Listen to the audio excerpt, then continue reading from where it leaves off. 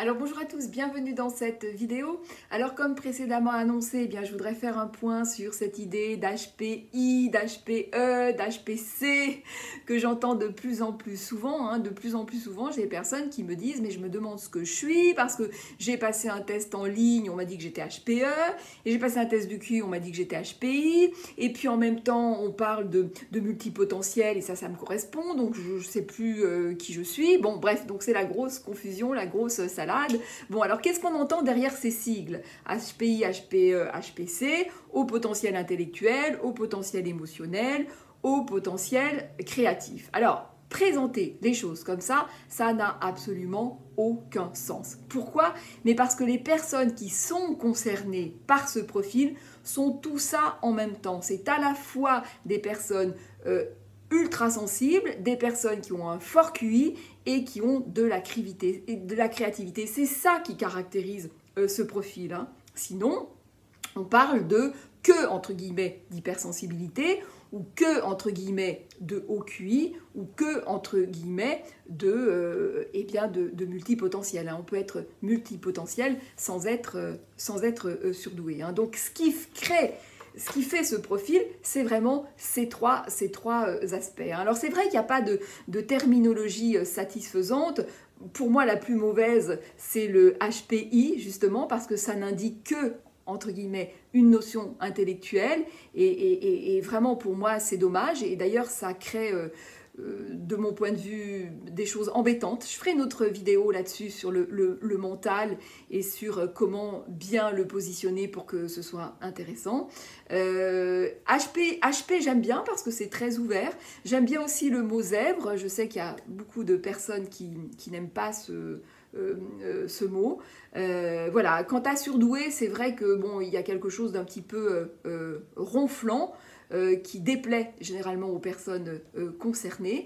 Et cela dit, il faudra que je retrouve une vidéo qui était très intéressante où la personne disait qu'a priori le mot surdoué avait été plus ou moins dévoyé, mais qu'à la base justement il n'y avait pas du tout cette notion de dire sur au-dessus, mais plus sur dans le sens extérieur. Alors là pour le coup je trouve que ça prend tout son sens parce que justement les personnes concernées par ce profil sont justement très souvent trop extérieures à elles-mêmes. Et c'est ça qui va leur poser problème.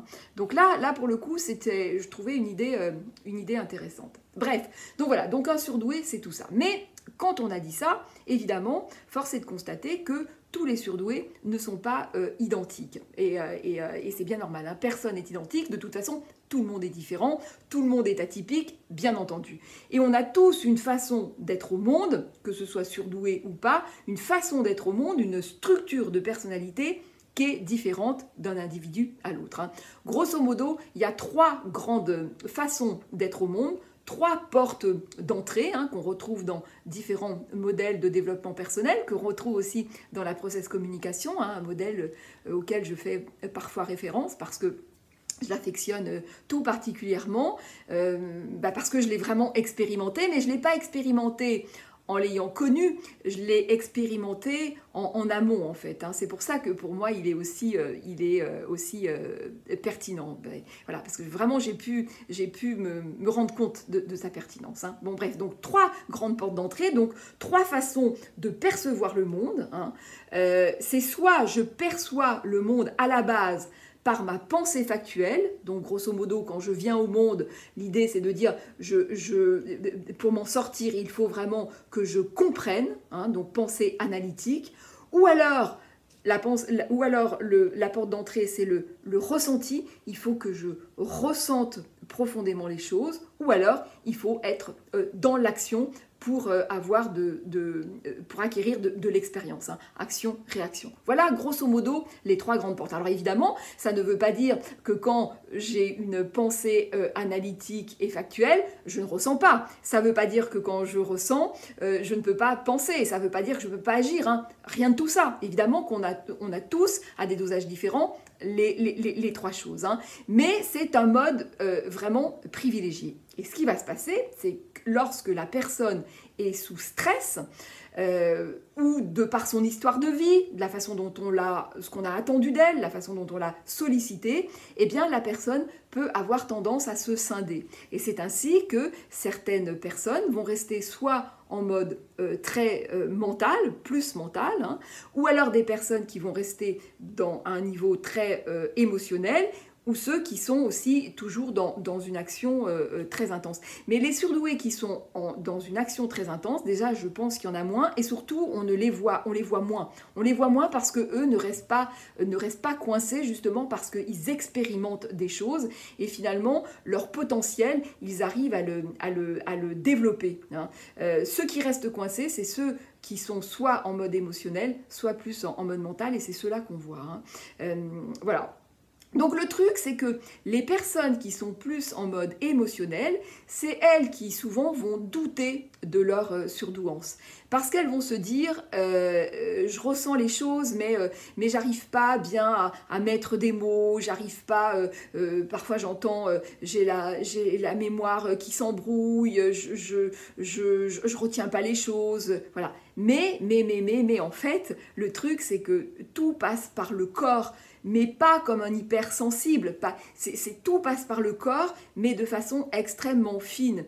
Et ces personnes-là ne se rendent pas forcément compte à quel point la façon dont elles filtrent les informations, à quel point c'est pertinent. Et souvent, sont même des personnes qui ont une approche du monde particulièrement intéressante parce qu'elles ont un savoir parfois tout à fait extraordinaire, hein, et parfois plus que des personnes qui sont plus en mode mental. Alors bon, l'idée c'est pas de catégoriser, hein, mais ces personnes-là, souvent, c'est elles qui vont le plus douter d'elles-mêmes et se dire non, mais moi, souvent les personnes disent j'ai du mal à mettre des mots, mais mon corps sait.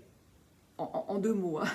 Mon corps, lui, sait. Hein. Donc voilà. Donc évidemment, le truc, c'est que tout l'enjeu du surdoué, eh bien, c'est de s'unifier, hein, de vraiment harmoniser tous les aspects de sa personnalité pour pouvoir s'épanouir, pour pouvoir déployer ses ailes et pour pouvoir que ce soit satisfaisant pour lui, et puis pour apporter sa contribution. Hein. Généralement, le surdoué a une notion de contribution, de mission de vie très forte. Hein. Donc voilà, donc c'est ça qu'il faut qu'ils comprennent. Il faut qu'ils comprennent aussi cette notion d'intensité, hein, mais vraiment s'unifier pour pouvoir être le plus, donner voilà, quelque chose finalement de très beau. Hein. Voilà, c'est ça tout son enjeu. Hein. Voilà, donc j'espère que j'ai été claire. Donc n'oubliez pas de liker, de vous abonner, de commenter, de partager si vous pensez que ça peut être intéressant pour une personne de votre entourage. Et je vous dis à très vite dans une prochaine vidéo.